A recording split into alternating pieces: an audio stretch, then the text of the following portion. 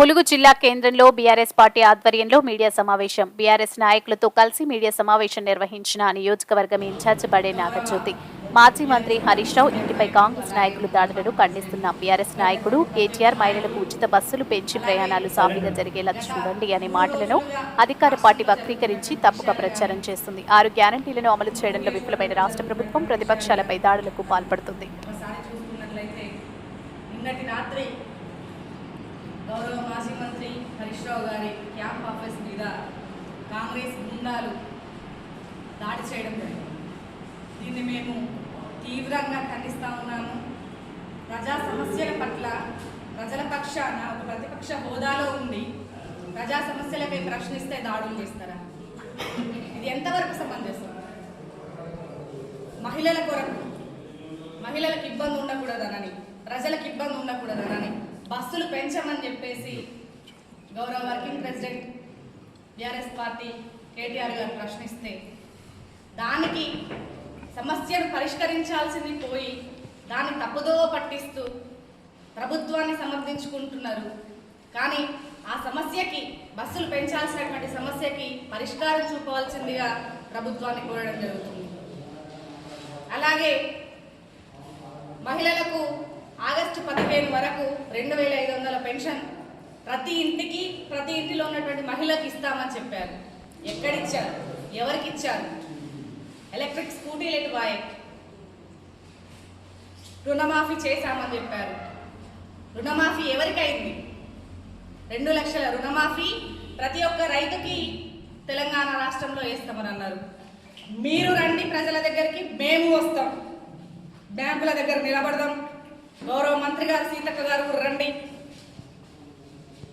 బ్యాంకుల దగ్గరికి పోదాం, ప్రజలను రమ్మందాం.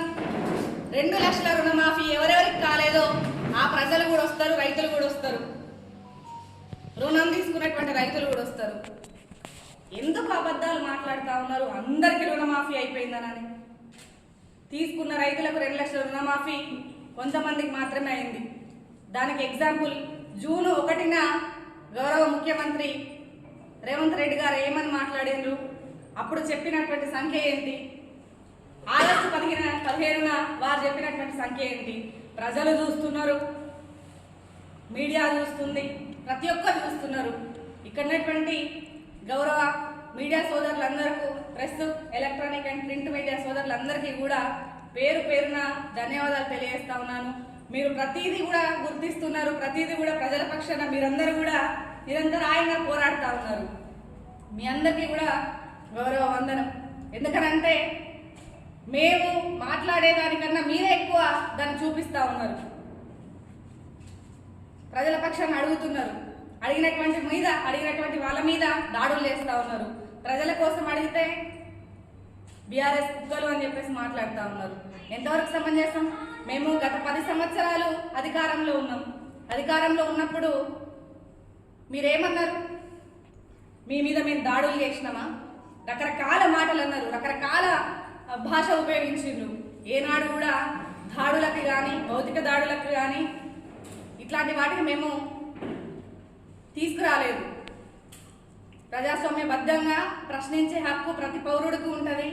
ప్రతిపక్ష హోదా ఇచ్చినటువంటి పార్టీకి ప్రశ్నించే హక్కు ఉంటుంది. మరి అట్లాంటి వాళ్ళని దాడులు చేయడం, కొడతామనడం, తిరగనీయమనడం ఎంతవరకు సమంజసం? మీ ప్రభుత్వాన్ని మీరు ప్రశ్నించుకోండి.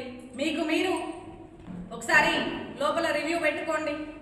ప్రజలకు మనం ఏం చేస్తున్నాం, ఏం హామీలు ఇచ్చినాం, ఎంతవరకు నెరవేరినాయి? ఒక మహిళను అడుగుదాం, ప్రజలకు ఒక మహిళను అడుగుదాం. 2500 వస్తున్నాయా? తులం బంగారం వస్తుందా? వాళ్ళే చెప్తారు కదా. రండి, మీరు రండి, మేము వస్తాం ప్రజలకి క్లియర్గా. కరెంటు కేసీఆర్ ప్రభుత్వంలో బాగుందా, రేవంత్ ప్రభుత్వంలో బాగుందా? అడుగుదాం, రండి. మీరు ఏదో రేవంత్ సర్కార్ మెప్పు పొందడం కోసం రకరకాల మాటలు మాట్లాడితే ప్రజలు ఎవరు నమ్మరు. ప్రజలు చూస్తున్నారు, ప్రతి ఒక్కటి చూస్తున్నారు, చాలా చైతన్యవంతం అయిపోయిండ్రు. మీరు మభ్యపెట్టినంత మాత్రాన వారు ఏదో అయిపోరు. మేము అన్నిటికీ సిద్ధంగా ఉన్నాం. మీకు దమ్ముంటే 2500 పెన్షన్ ఇవ్వండి. మీకు దమ్ముంటే 2 లక్షల రుణమాఫీ రుణం తీసుకున్నటువంటి ప్రతి రైతుకు కూడా మాఫీ చేయండి. కానీ భౌతిక దాడులకు పాల్పడడం ఇట్లాంటివన్నీ మానుకోండి అని చెప్పేసి ములుగు నియోజకవర్గ ఇన్ఛార్జిగా గడే నాగరాజు మిమ్మల్ని హెచ్చరిస్తుంది. ఒకవేళ మీరు ఇట్లాంటి మానుకోకపోతే ప్రజలు ఖచ్చితంగా మీకు బుద్ధి చెప్తారు.